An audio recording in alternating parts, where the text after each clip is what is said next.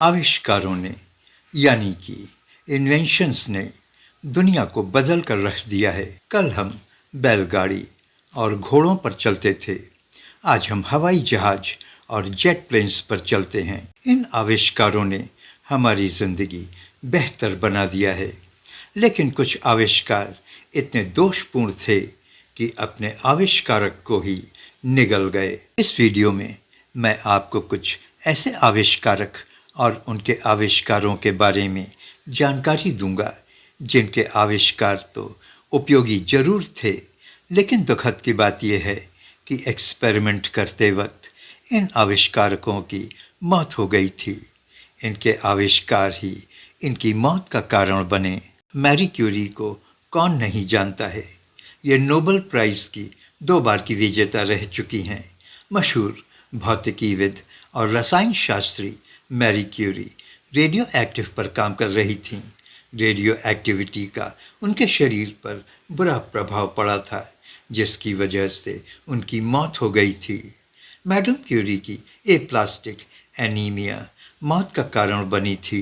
Valerian Ivanovich एबाकोस्की रूस के एक आविष्कारक थे, जिन्होंने एरोवैगन नाम की एक हाई स्पीड ट्रेन का आविष्कार किया था। इस ट्रेन में उन्होंने विमान का प्रोपेलर और इंजन लगाया था। कहा जाता है कि इसकी टेस्टिंग के दौरान यह एयरवैगन ने रूस के टूला शहर तक अपनी यात्रा का पहला चरण सफलतापूर्वक कर लिया था, लेकिन मॉस्को वापस आते वक्त यह ट्रेन अचानक पटरी पर से उतर गई और वह मॉस्को नहीं लौट सकी। वैलेरियन उस समय ट्रेन पर सवार थे। वैलेरियन समेत इसमें सवार सभी लोगों की मौत हो गई थी। फ्रांस रीचल्ट को फ्लाइंग टेलर के नाम से भी याद किया जाता है। फ्रांस की मौत ईफिल टावर के ऊपर से छलांग लगाने की वजह से हुई थी। इन्होंने 1912 में वेरेबल पैराशूट का निर्माण किया था, लेकिन इस आविष्कार के परीक्षण के दौरान इनकी मौत हो गई थी। कहा जाता है कि इन्होंने कोट पैराशूट को पहनकर ईफिल टावर से छलांग लगा दिया था।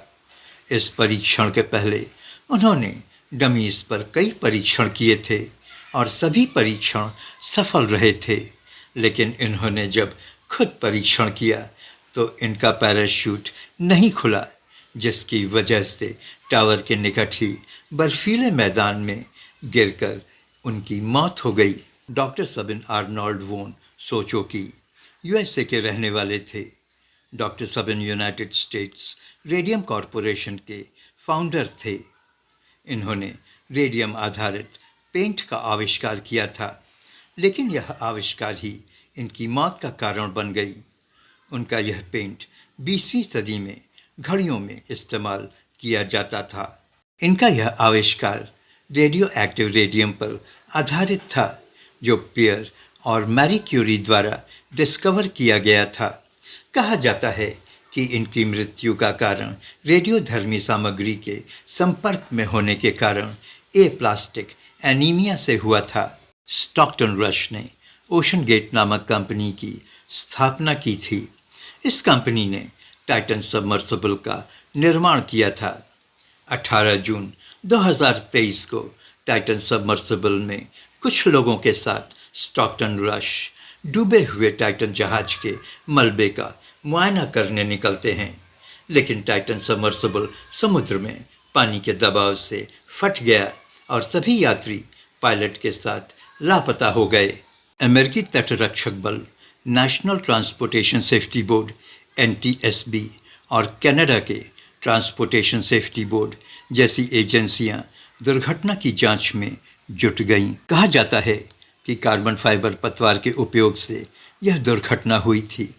कई विशेषज्ञों ने रश को चेताया था, पर रश माने नहीं और निकल पड़े थे इस खतरनाक मिशन पर। आप हिंदुस्तान तू जाग देख रहे हैं। प्लीज़ चैनल को सब्सक्राइब करें। Thank you.